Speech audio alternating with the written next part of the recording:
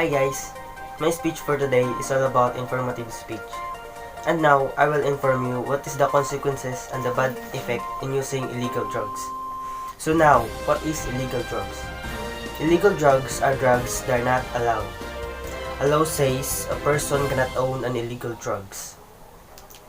A drug is any chemical that affects a human body or brain when it is used in any way, and other drugs is illegal. Meaning to say, a person is never allowed to have them.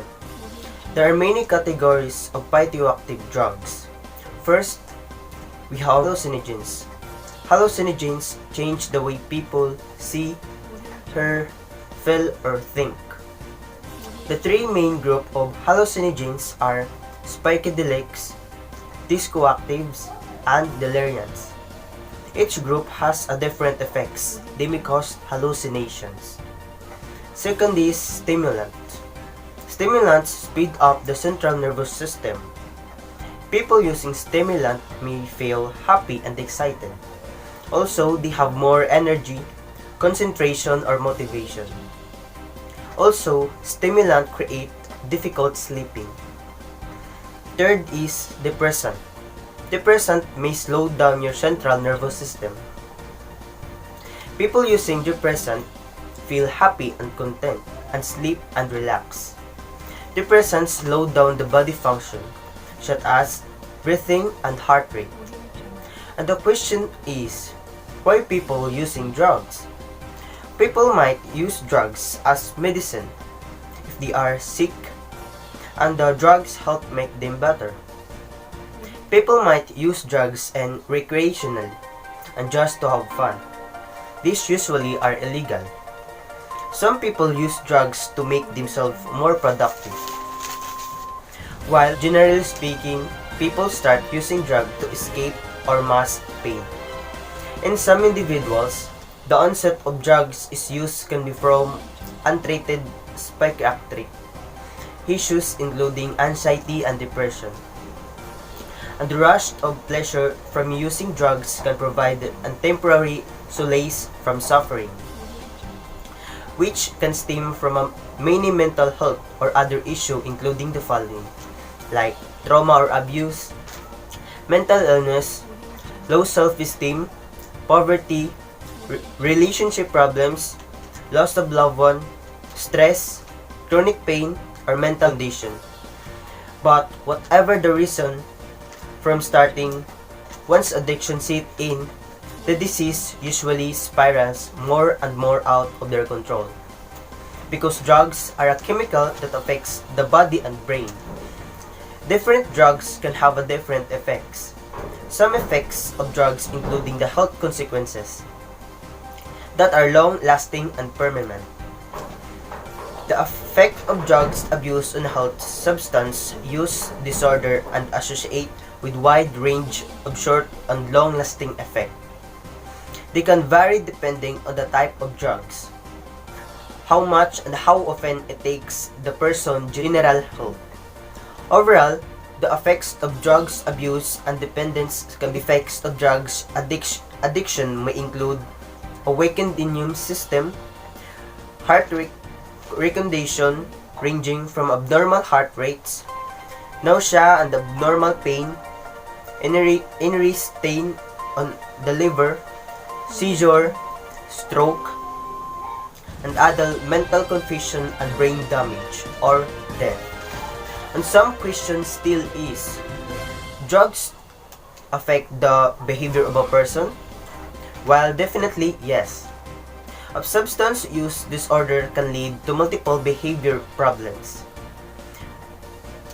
like paranoia, aggressiveness, hallucinations, addictions, impaired judgment of a person, impulsiveness, and also loss of self-control.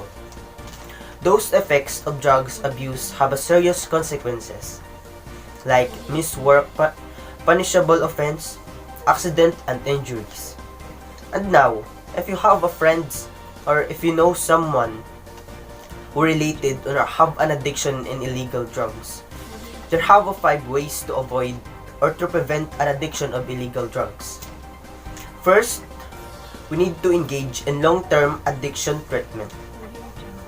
One medicine or 1 month of therapy is not enough to guarantee you won't stop using again. You must get involved with intensive treatment for an indicate period of time, followed by ongoing support. Second is, identify and how to manage in triggers. A good treatment plan will teach you how to recognize triggers.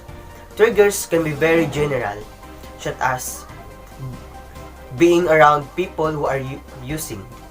This is one of the most common factor of triggers almost people in recovery. So you should avoid a person who is using illegal drugs or other alcohol. And the third is build a new healthier lifestyle. This long-term process, but when you work toward making big lifestyle changes, reduce the risk of relapse, you should identify na the manage mental illness and developing positive activities such as exercise, meditation, or through art. The fourth is use medications when appropriate. As addiction research involves, medications have been developed that can help some patients, been developed that can help manage craving and avoid relapse. Fifth is rely on other for support and care. Finally, that this alone does not produce the best outcomes and recovery. Surround yourself with the supportiveness, friends, and family. People who do not use drugs or alcohol. And those who really care about you. So that's all my video, guys. I hope this video helped you to inform what's the consequences and the bad effect in using illegal drugs. I hope it will be a lesson to all of us to avoid this bad doing. Perhaps we should care ourselves in order to live a life better and healthy, because we only live once. That's all, guys. Thank you.